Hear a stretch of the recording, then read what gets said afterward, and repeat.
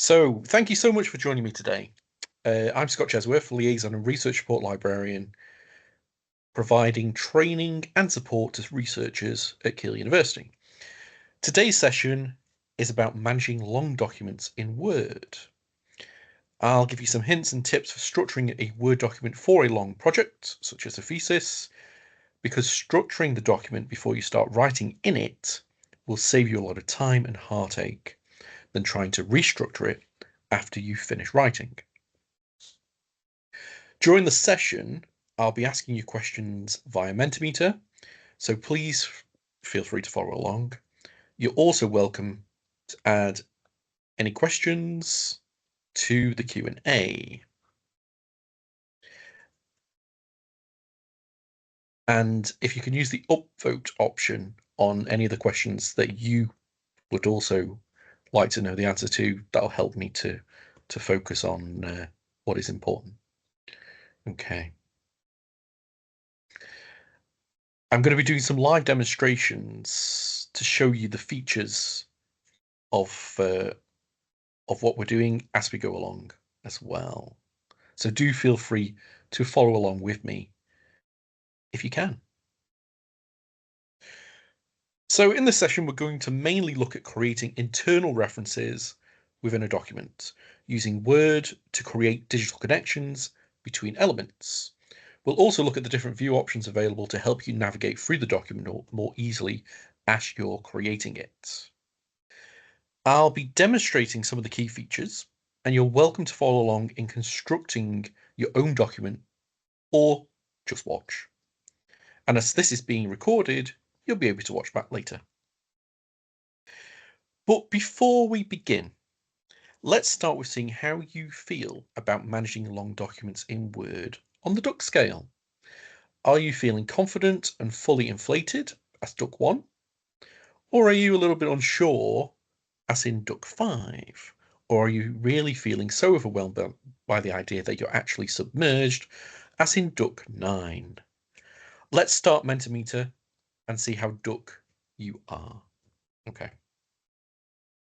If you go to menti.com on your device, on your mobile or what have you, and use the code 44010838 and let me know how Duck you are feeling about managing long documents in Word at present. Okay. Let's see how Duck people are feeling this morning.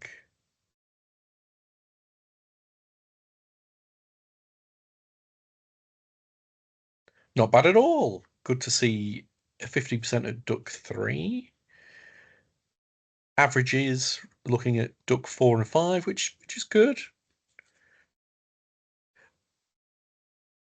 A few round sort of Duck 7, 8, and 9, which is completely understandable. And hopefully, during this session, you'll be able to move from Duck 9 to at least Duck 4, maybe even 3, or higher. We'll see. So we'll return to this question at the end of this session. In regards to me using Teams this morning, I'm feeling Duck 9. So we'll see how we get on. Okay. Let's go back to PowerPoint. Another question. Have you ever struggled with formatting or organizing a long document because you didn't set it up properly from the start? I know I've been guilty of that in the past, and this is one of those things you'll come away and think, why didn't I know about that years ago? Okay. So back to Menti.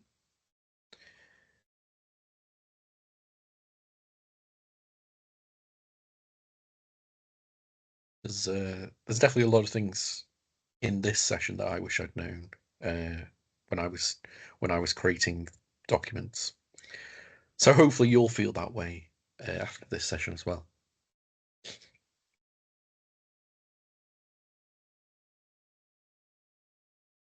Okay, let's see how you're feeling.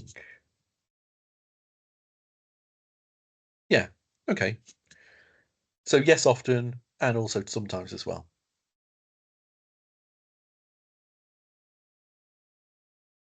Well, hopefully this session is going to help with this. Okay, back to the PowerPoint. So within a long document, we will be using internal and external referencing. Internal to help guide readers to points, sections, chapters within the long document. External to help readers to locate the who, when, what, and where of the sources you've referred to in the document. Structuring your document at the beginning of the project is really important and will help you to think about the headings and sections that are going to form the long document. A good project should always have a plan, especially when it involves other people, and that's the same for a long document, which should consider the reader when you're creating it. Yes, projects are not always developed in a linear fashion. It can be hard to go from A to Z when you might be relying on other people's involvement, and delays can happen. And you may well write different parts of your project out of order, but the final document should be linear in structure. When we write long documents, we should think of the reader first. What do they need to get to different sections of the document? Is there a good table of contents? Are my references clearly labeled? Are my figures and tables linked within the document?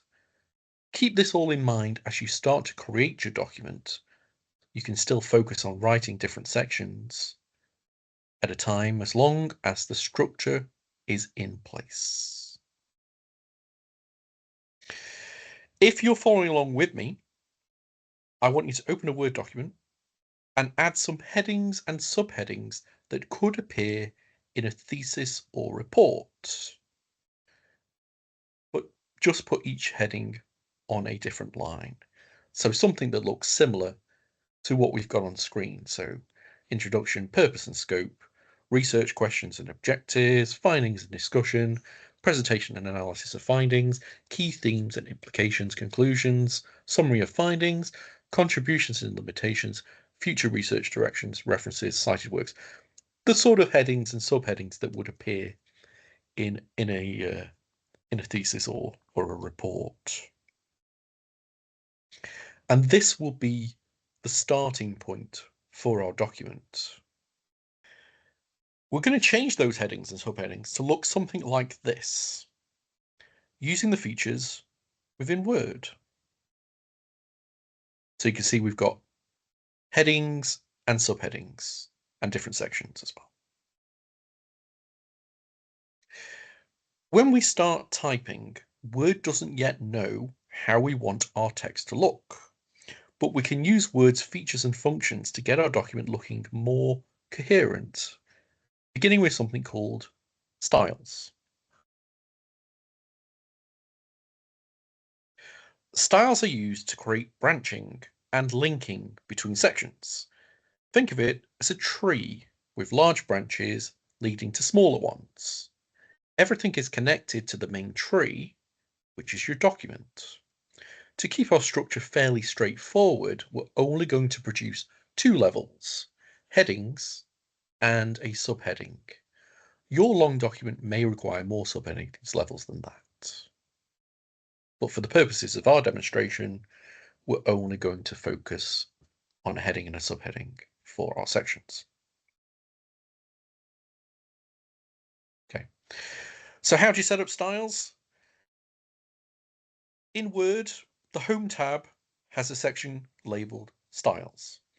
And this is what we're going to use to tell Word what text is a heading and what text is a subheading. You'll see headings listed, heading, heading 2, heading 3, etc. These are the levels, and heading, sometimes shown as heading 1, is the top level. Okay, so I'm going to stop sharing this window, and I'm going to share with you my Word document to do a live demonstration. Okay, so here we have a document with the headings that were listed previously, and we want to create headings and subheadings. So all we need to do is highlight what we want to be a heading. So go from the Home tab to Styles and select. Hang on, let's just go back to, and select. Where is it? So select heading, and we want that one to be a heading. Conclusions as a heading as well, and references. There are top level headings. The ones below that we want to be heading 2. So we said that it's heading 2. So that's the second level, a subheading below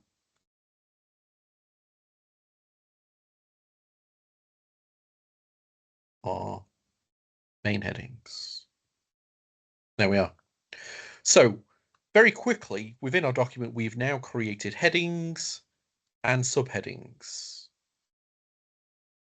And like I say, you can go further down in terms of heading 3 and heading 4, depends obviously how detailed your particular document is.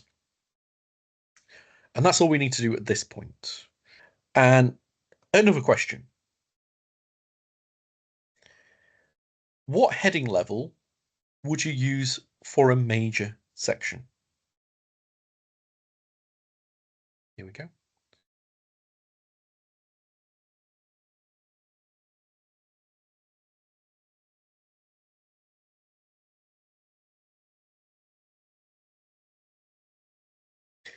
Yes, so a major section, you would use heading or heading 1.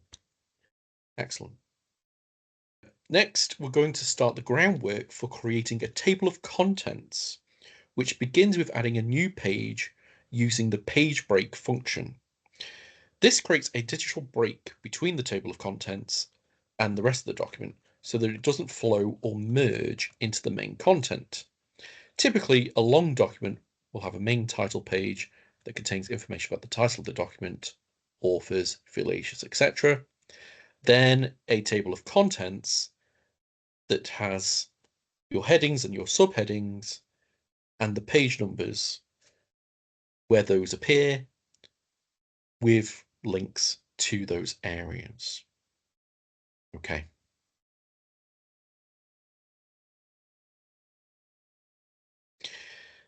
To add a page break, all you need to do is go to the Insert tab, make sure your cursor is at the top of the page where you want to add the page break, click page break, and it will magically add in a new page. Okay, so if I pop my cursor at the top of the page,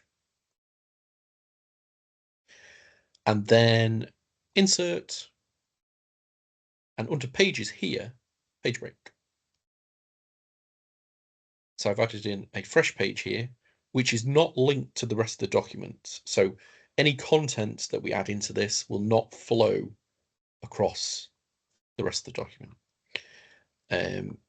We'll add a second page in as well, because what we're going to do is we're going to add a table of contents, but we'll also be adding other tables as we carry on. So again, at the top of the page, and then another one. So we've got 2 blank pages above our headings and subheadings. Another question, inserting a page break will do what?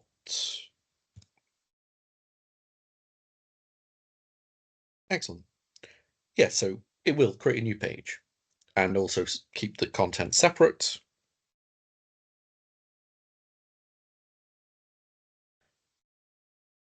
Along the tabs at the top of a Word document, you'll see the tab References. If you're not familiar with this tab, you might think that this is where you manually add and collect external reference information for inclusion in your document, and where you create your list of references.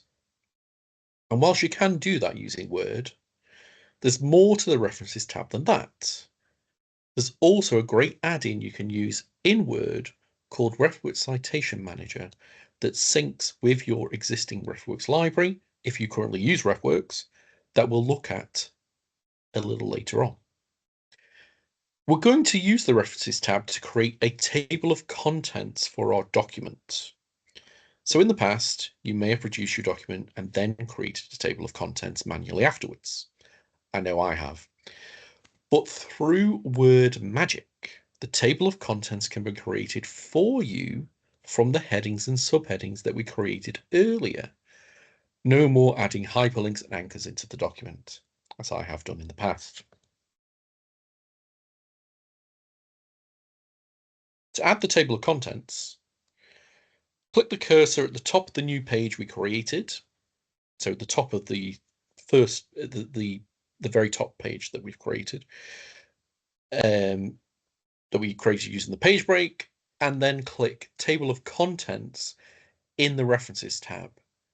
Choose Automatic Table 1 and prepare to be blown away, as the content we added has been populated in a table of contents with page numbers.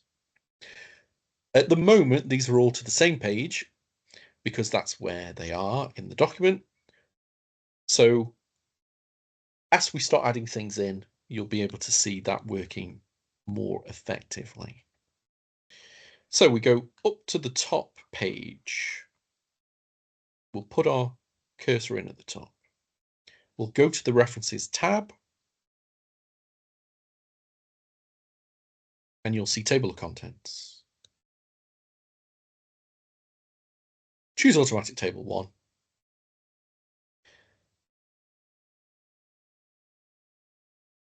And et voila, we have a table of contents. And everything you can see it appears on page 3 because at the moment, if we scroll down to page 3, well, that's where all our headings are. But if those headings were to move further down the document, then this table of contents, the page numbers would change. And these are all hyperlinked as well, so we can go to findings and discussion. It takes us straight to that section as well. So you don't have to manually create tables of contents. Once you've actually created your headings and subheadings, you can insert a table of contents and it will add all of that information in there for you, which is pretty amazing. So the table of contents serves a very important purpose. Think of it like a train timetable. It shows where you're going to find the information, but not only that, you can click a section and it will take you to that exact page in the document as well. So you can see how structuring the document, especially a long document, is so important from the outset. So another question. The References tab lets me do what?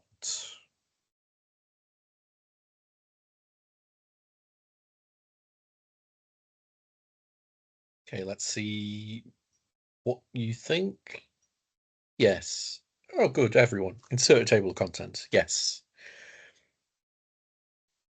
So next we're going to look at those extra important bits that form part of large documents, tables and figures, and how they can be added separately into the document so they can still be easily located. Figures and tables are often set aside from the main body of the text, like a side quest, but it is still important to refer to them within the body. Typically, tables are used to show data and figures explain what images or media are. Captioning for these is very important and helps the reader understand what they're looking at. Remember, we need to keep the reader in mind when creating the long document. So it will help the reader if you name tables and figures as table 1, table 2, figure 1, figure 2, etc. It then doesn't matter where in the body of the text you refer to them, because figure 1 will always be in the same position in the document. So we're going to add a table into our document. So to do so, you create the table and then you right click in the crosshair at the top of the table and go to Insert Caption. And from there, the caption menu will appear. It will automatically, if it's the first table you've added, it will automatically include it as table 1. And then you should give that caption some description as well. So let's do that now. Let's add a table, 2 tables in fact, into our document. Let's add in a table at the presentation and analysis of findings section. So we'll scroll down to here, and below here we'll add in a table. So to do so, you go into insert table. Let's do a 3x3 table, and then click on the right click on the crosshair here,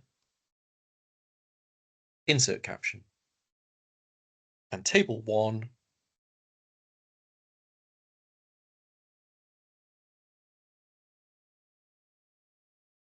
list of key data from the project. Under here, so here under labels, you can choose whether you're adding a table, equation, or a figure. The table label generally appears above the table. So people will, your reader will have a look at what the table is about before looking at the data itself. So the default for a table label, which rhymes, is above the selected item. So you can leave that set as that. And we click OK. And then we can see there, table 1, list of key data from the project. Let's add in a second table. And let's add it under future research directions.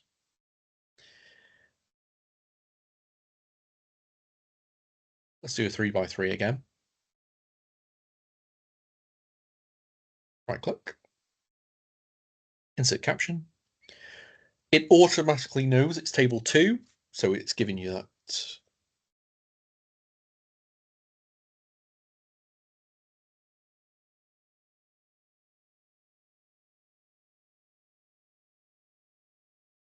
We'll call this one key data from the results of the project. Again, it knows, well, we want it as a table label, and it will appear above the selected item.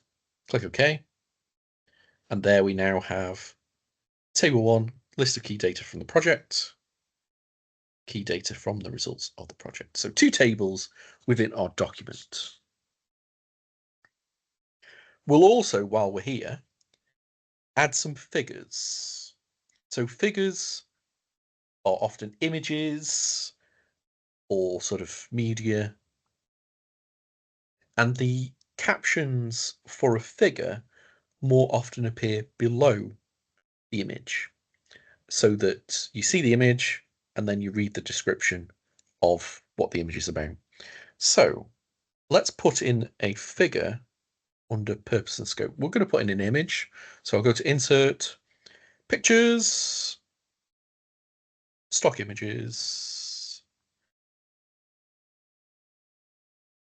and let's just add in some images of some toothbrushes, some nice colorful toothbrushes. I click insert. We can resize that image, and then we'll right click on it, insert caption, change the label to figure. This is our figure 1. A selection of colorful toothbrushes used in the project. And you can see the position's default for a figure is below the selected item. And we'll click OK. and then we've got a figure in there. Let's put in a second figure. Let's put it into the key themes and implications section. Again, it will insert a picture, stock images. We'll do more toothbrushes.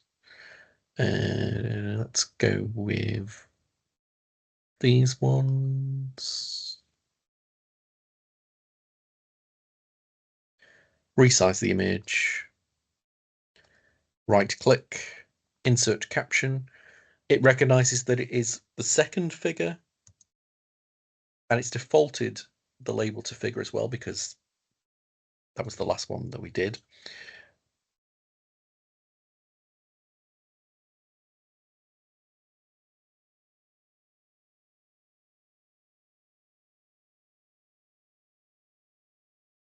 Again, below the selected item as well. So click OK. And now we have the second figure. So we've got two tables, two figures. If we go up to our table of contents, to update the table when you've made changes to it, just click into the table and click Update Table. Update the entire table. Why has it added those in there? No. Update page numbers only. And you can see now that the page numbers have changed to indicate that obviously things have moved around a little bit. So if we wanted to go to the summary of findings section, it takes us down to page 4, which is where the summary of findings section now is. Okay. So now we've added tables and figures into our document. So now that we've added in our tables and our figures, what we need to do is to add in a table of tables and a table of figures. Now, these don't appear within the actual table of contents. These are separate. And to add a table of tables and a table of figures, you go into the References tab, you select Insert Table of Figures, and then you change either the caption label to a figure or a table, click OK, and then it will add in those. So let's do that into our document now. Okay. And we're going to add these into the second blank page that we created. So they're not part of the table of contents, and it looks clearer within our document. So on page 2 of our document, we'll go to References. No, not there.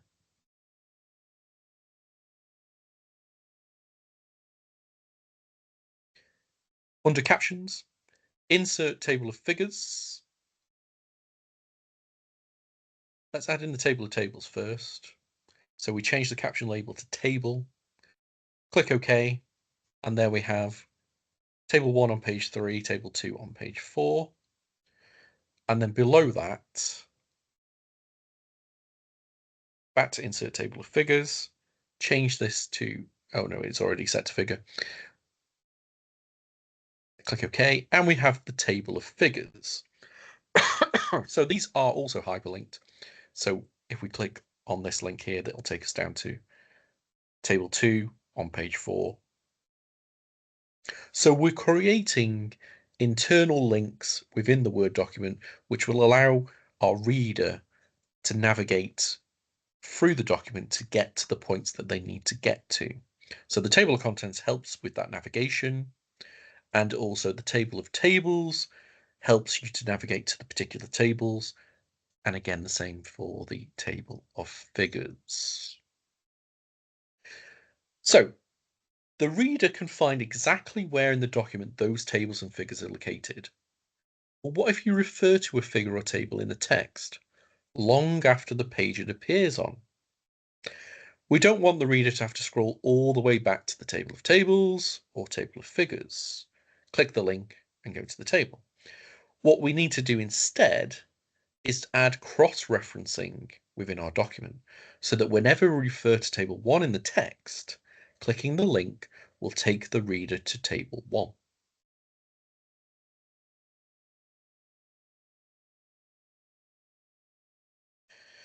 To add cross-referencing, you go to the References tab, and under Captions, you'll see cross-reference. And the magic of Word is that it will list all of the tables and the figures that you've added into the document. So if we wanted to refer to table 1 in the document, let's go down to Summary of Findings, start typing some text. So according to,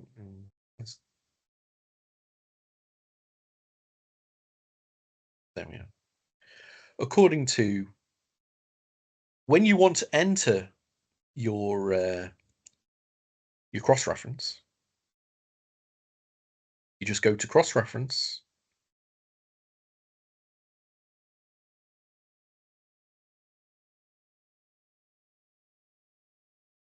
choose, where are they? Oh, there we go. Choose the table, and you can see it lists both table 1 and table 2. Now, we don't want to put in the entire caption into our document. What we want to do instead is insert the reference as only label and number.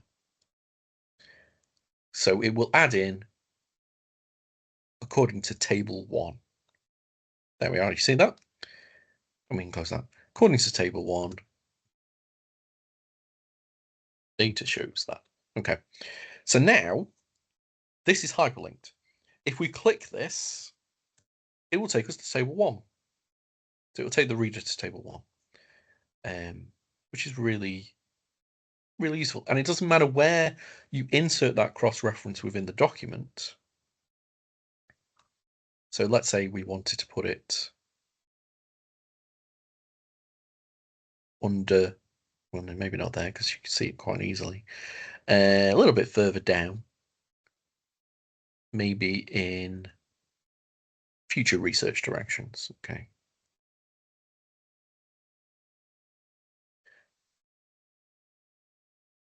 Sure why the font is doing that. It's not supposed to do that. Anyway, we discovered that in table 1 again, only label a number, insert, close, and again, that's hyperlinked. So we discovered it in table 1, and again, it takes me to table 1. So whenever you want to refer to a table or a figure within the document, you have to add in a cross-reference, insert the label, and then it will be able to direct them to that. So don't just, once you've entered that label, don't just copy and paste that, because there's obviously some data behind the label which provides that link into the document. So add it as a fresh cross-reference when you're adding it into the document. Okay, we can do the same for figures. So let's put in the key themes and implications. We can see that in cross-reference figure, and we'll put in figure 1, only label a number. And so we can see that in figure 1, and then click the hyperlink, that takes us up to figure 1. Which is really good stuff. So that's cross-referencing. We've created those internal links to those different parts of our document. Cross-referencing lets me do what?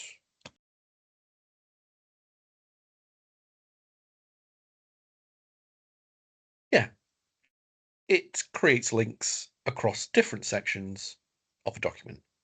And that's really important to make those connections between your tables and your figures and to allow the reader to more easily navigate through the document.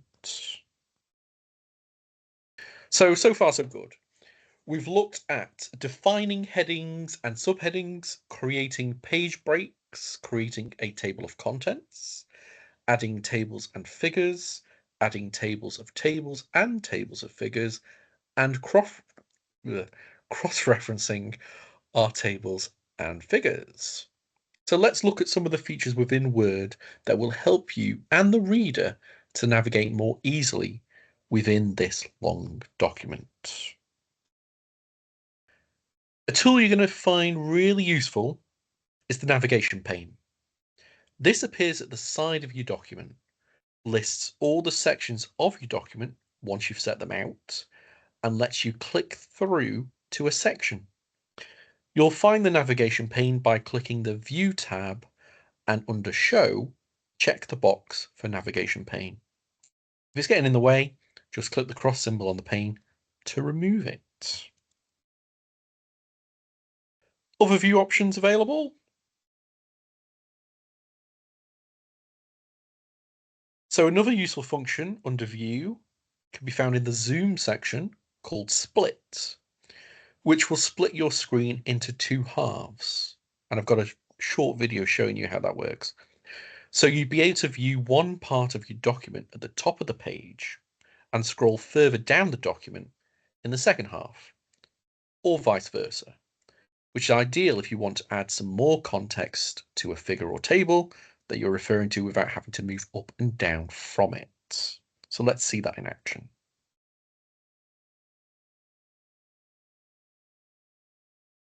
So View,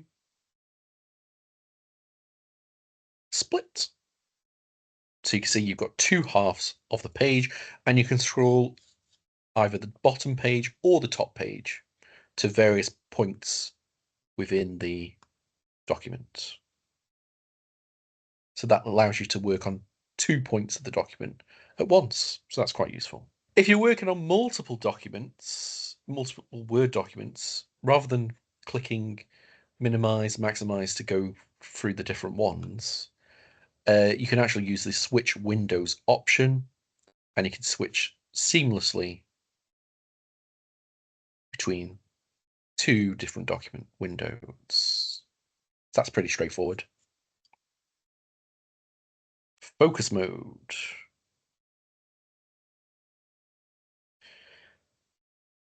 So View, split view to see two sections, we've done that. Switch windows, we've done that one. Under immersive, you'll see focus mode. And what focus mode does, it removes any sort of visual clutter from the page, so you can just focus on the text. And you can also use the immersive reader to support easier reading as well. So there's a few functions within immersive reader, such as it can read aloud to you as well, and it will also really sort of create a font, remove more of that visual clutter. Okay, so the immersive reader has got these various options. You can change your page color if you need to, which can be useful for those who may have a visual impairment, or if you have dyslexia, it can be useful to see rather than on a white black text on a white background. You can change that page color.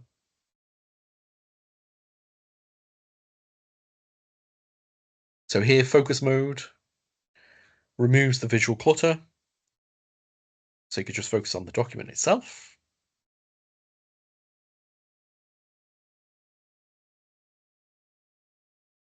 The immersive reader changes the font so it's clearer you've got the option to read aloud. You can change your page color, and then the line focus allows you to just focus on one line at a time, which is really useful because sometimes people with dyslexia struggle to move on to the next line and just end up reading the same line over and over again. So that line focus can really focus, and that can be useful just to remove distractions and to could be useful for proofreading as well.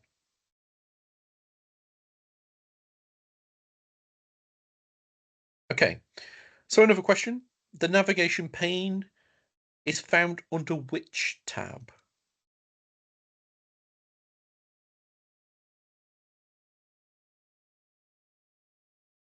Okay, so the navigation pane is found under which tab? Let's see what people thought. Yeah, it's under the View tab. Excellent. So there are also some reviewing and editing tools available within Word, which is useful if you are collaborating on a particular document, or you just want to share it with your supervisor or a friend or a colleague, and you want to get you want them to provide some comments without actually editing the document itself. So some really useful tools available under there. So you can find them under the Review tab in Word. Options to add new comments, to show the comments that are already listed in the document. Also ways for you to see any changes that have been made, any comments that have been made within the document as well.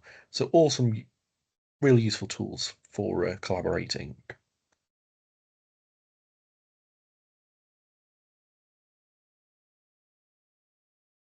So a little bit of a description about what you can do with those. And another question: the reviewing and editing tab lets me do what? So the reviewing and editing tab lets me track changes made to the document. Yes, it does. Okay, we're going to move on to look at a really useful referencing tool. If you have RefWorks, called RefWorks Citation Manager, which is an add-in that you can install directly into Word, allowing you to add citations from your RefWorks library directly into a document, citing whilst you write. If you do have RefWorks, so you already need to have a RefWorks account set up. Once you've got that account set up, you can add in RefWorks Citation Manager into Word by going to the Home tab, Add-ins,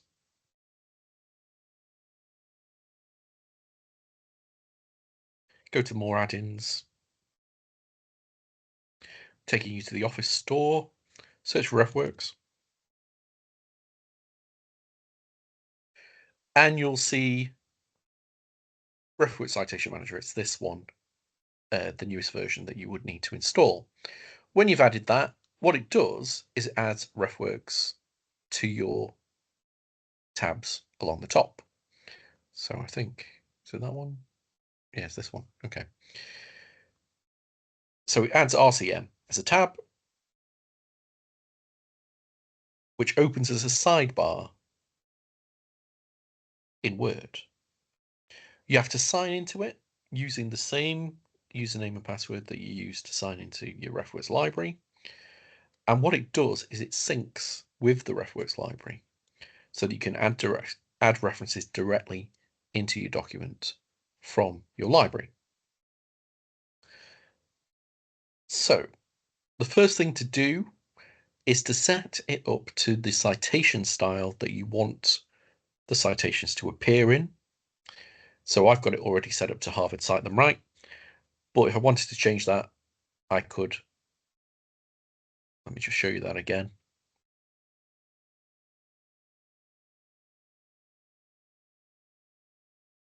Click here, the top where you can see the citation style, and then click on the drop down, search for the style by name, or if you're at Keele, we have tried to set up what we call institutional styles. So these are the styles that are in use at Keele. And Harvard Cite and Write 12th edition is the one that I want to use. And you can see here how these references, how these citations would look in text. So this is a standard sort of author date reference for a Harvard reference. And then that's how the full details would look as well. Okay, so let's go back to here. So at the point at which you want to add in a citation into your text, let's add something under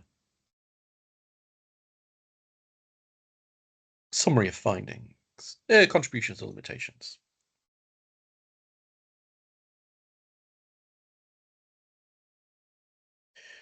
So we could see that when you want to add in the citation, you go and choose the document that contains, choose the folder that contains the references you want to add in. I'm going to choose some things from AI tools. And you can see all of the references you've added into that folder.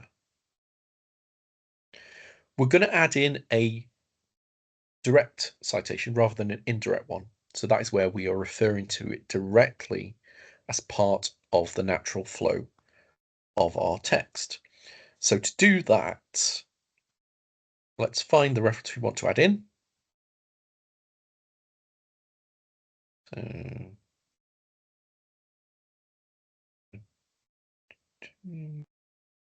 This one, okay. So we go to click that. This preview shows us how it's going to appear. So in brackets, it's as an indirect citation.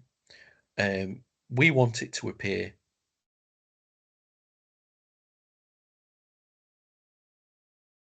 as a direct citation. So what we need to do is go to Edit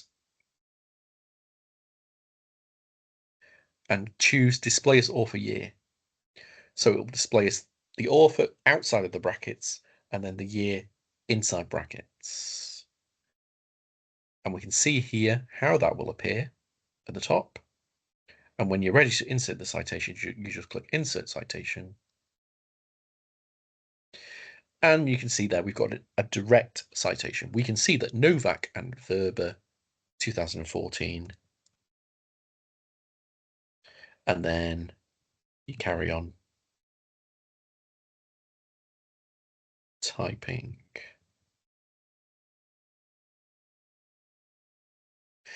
As well as adding in the in-text citation, it will also add in the full bibliographical reference as well. But this is switched off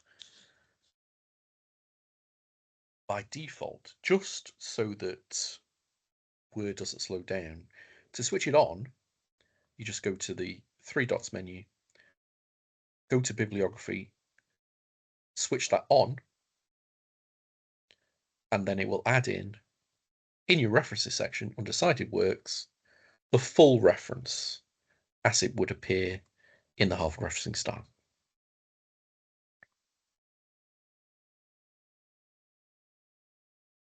So that's Reference Citation Manager, a really useful tool for adding references directly into your document if you do have RefWorks.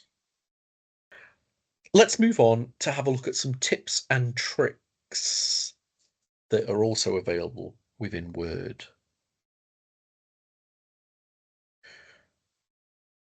Firstly, there's the Show Hide button, which can be really useful to show you what Word is doing in the background, to show you the sort of formatting marks that are in a document.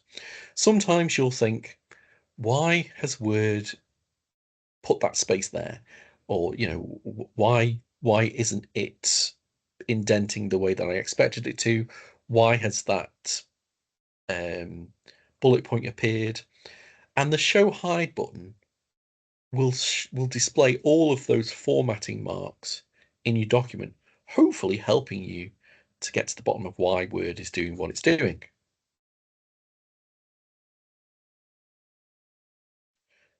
So the show hide button can be found under the paragraph section in the home tab, and you can see there then it applies the formatting marks. So you can see where tabs are, where there are page breaks, line spaces, etc. So hopefully that will be useful to identify any sort of formatting issues that are going on in your long document. If you want to change part of a document to a landscape orientation without changing the whole document to landscape, you can do that. All you need to do is highlight the section that you want to be landscape, and then under paragraph, so under layout, click on the drop down to open up the page setup, and then choose your landscape orientation. So let's see that in action. So we highlight the table, go to layout, open up the page setup options, set it to landscape orientation, apply it to the selected text, and then you have a landscape page within the document. So you don't have to, the whole document won't change to be in landscape. It'll just change that particular section. So that can be useful for if you've got a long table within your document.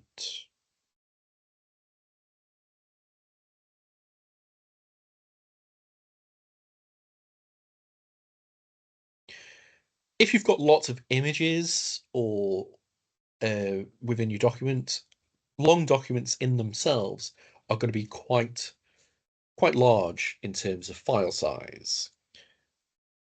But do you need images to be in HD resolution? Quite possibly not. Particularly if you're sharing it with somebody to have a look at, and it's before it's being printed out. So what you can do is you can reduce the file size of a image by right-clicking on the image to get the picture format window appearing, and then choose compress pictures. And then you've got the option to choose how you want those pictures to be compressed. And that will drastically reduce the file size, make it easier for you to share and also to store, even on things like OneDrive.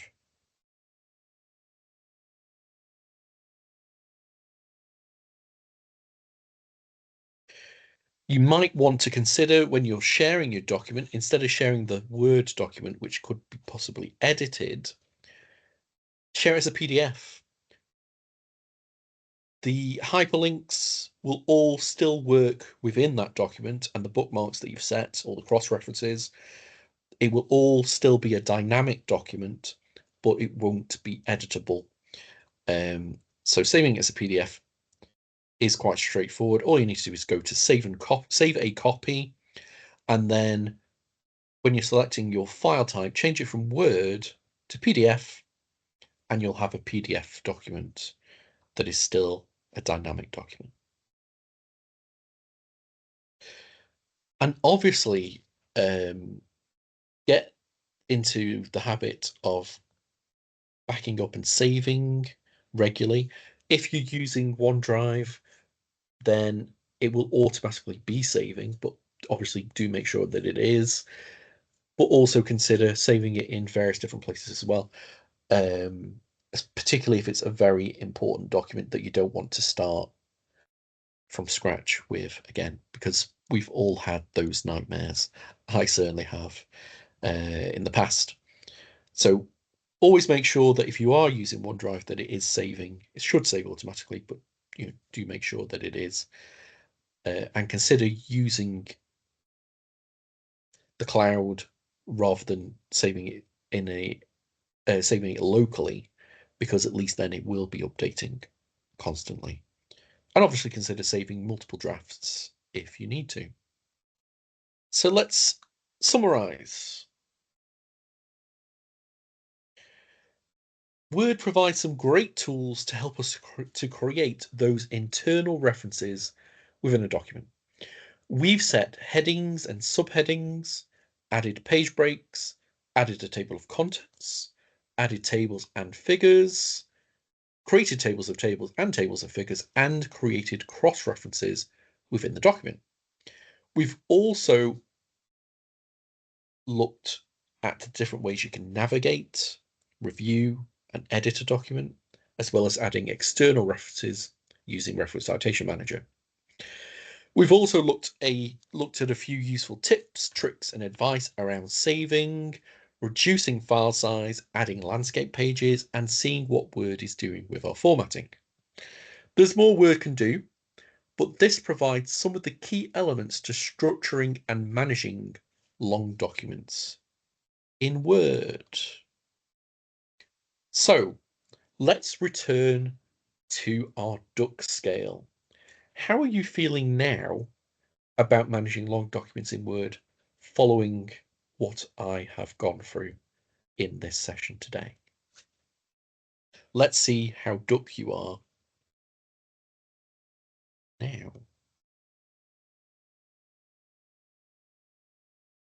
And hopefully people have moved on from where they were before and we've not slipped back down the scale. Hopefully.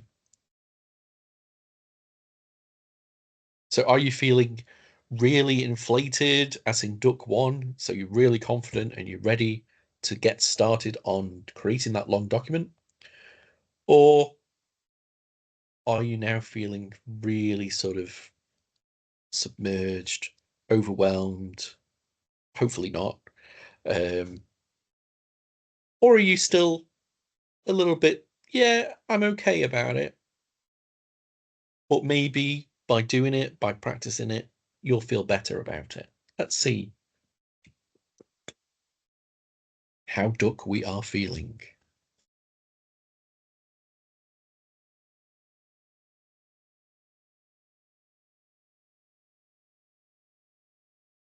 That's excellent. Yes, I'm happy with that.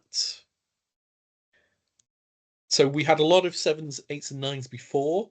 We also had a lot around the 4, 5, 6 mark, but it's good to see that people are moving towards Ducks 1, 2, and 3.